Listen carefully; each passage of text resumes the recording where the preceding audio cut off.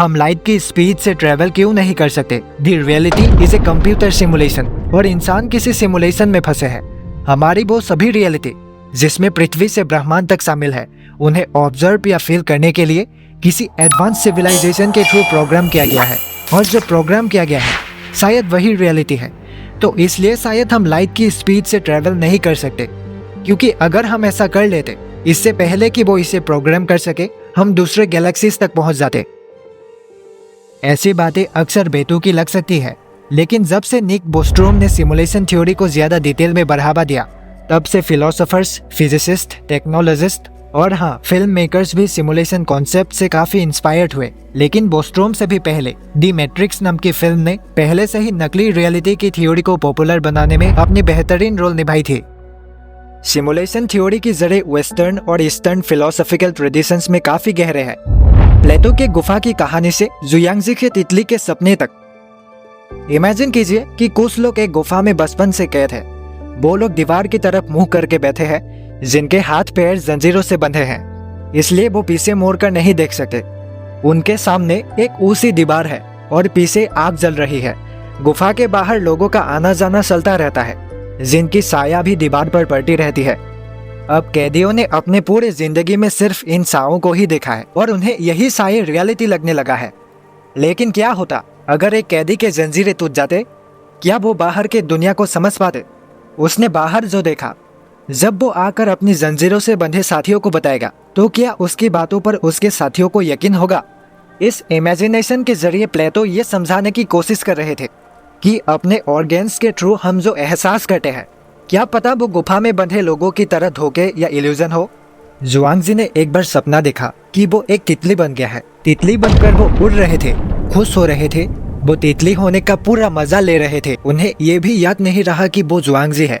अचानक उनकी नींद खुलती है और अपने आप को फिर से जुआंगजी के रूप में पाता है। जुआंगजी सोच में पड़ जाते हैं कि क्या वो जुआंगजी है जिसने अभी अभी सपना देखा कि वो तितली बन गया है, या वो एक तितली ही है जो अभी अभी सपना देख रहा है कि वो जुआंगजी है। जुआंगजी की ये कहानी सपने और रियलिटी के बीच की धुंधलीपन के बारे में बताने की कोशिश करता है, और ये सवाल खड़ा कर देता है कि हमारे साथ अभी जो हो रहा है, हम जो एहसास कर रहे हैं, क्या वो सच में हो रहा है?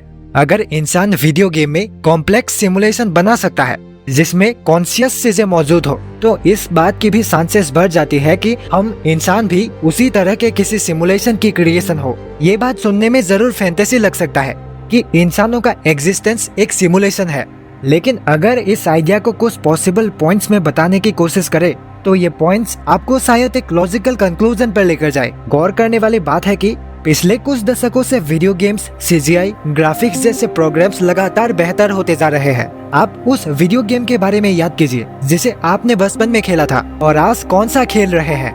ऐसे ही लगातार टेक्नोलॉजी एडवांस होती रहेगी, ये प्रोग्राम्स भी बेहतर होते जाएंगे। फिर ये प्रोग्राम्स इतने रियलिस्टिक हो जाएंगे कि ये रियलिटी से अलग ही नहीं लगने लगेंगे।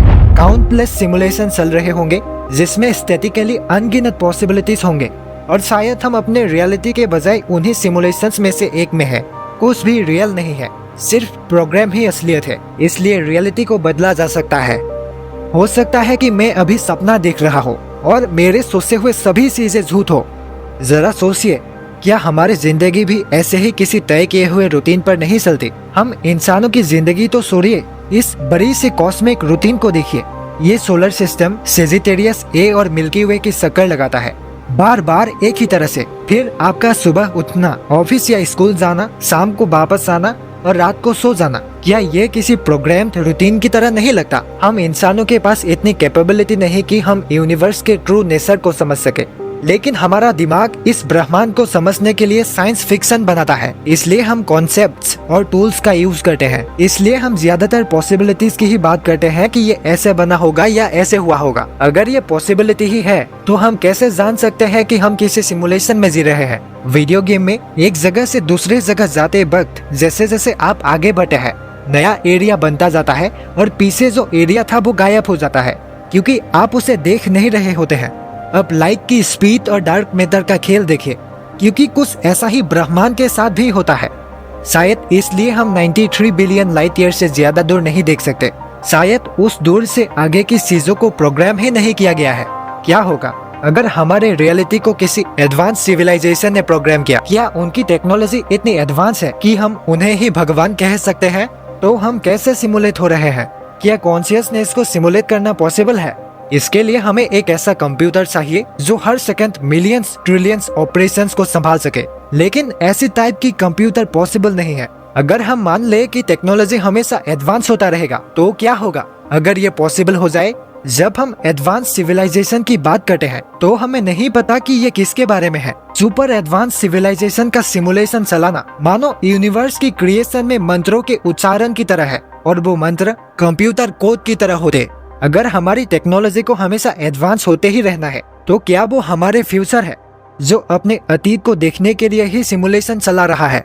आप एक छोटी सी सिटी के बारे में सोचिए, चाहे वो कितना ही स्मार्ट क्यों ना हो, वो शायद इंसानों की हरकतों को कभी समझ नहीं पाएगा। वो शायद पैसे, एंटरटेनमेंट, वार, लव या इंसान क्यों एक बॉल के पीछे दौड़ता है और हजारों लोग इसे देखने के लिए क्यों इंटरेस्टेड रहते हैं, ऐसी चीजों को वो चाहकर भी समझ नहीं पाएगा। बस सेम सिचुएशन इंसानों और एडवांस सिविलाइजेशन के बीच है। हो सकता है सिमुलेशन का चलाना एडवांस सिविलाइजेशन के लिए एंटरटेनमेंट का जरिया हो। कंप्यूटर गेम्स के लिए सिमुलेशंस अक्सर ऑप्टिमाइजेशंस का यूज करते हैं। अगर एक प्लेयर कुछ देख रहा है तो उसे रियलिटी की तरह मॉडल किया जाता है, लेकिन अगर कोई नहीं देख रहा तो एक आसान और कम सही तरीका इस्तेमाल किया जाता है। इससे कंप्यूटर का काफी प्रोसेसिंग पावर बच जाता है। अगर ये पता लगाना है कि हम किसी गेम में हैं, तो हमें इसी तकनीक की ही पहचान करनी होगी। हमें ऐसे सबूत चाहिए कि चीजें देखने वाले और ना देखने वाले के लिए अलग अलग तरह से बिहेव करे। अब डबल स्लिट एक्सपेरिमेंट को ही देखिए।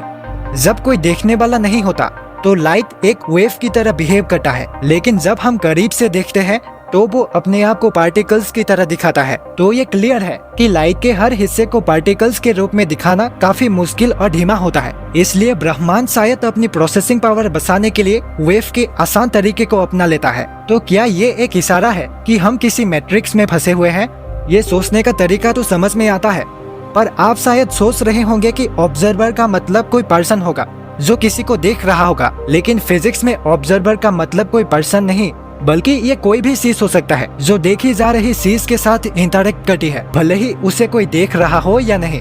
तो शायद ये थ्योरी हर किसी पर लागू नहीं होता, क्योंकि ब्रह्मांड को ही देखिए जो अपना काम करता रहता है, भले ही उसे देखने वाला हो या ना हो।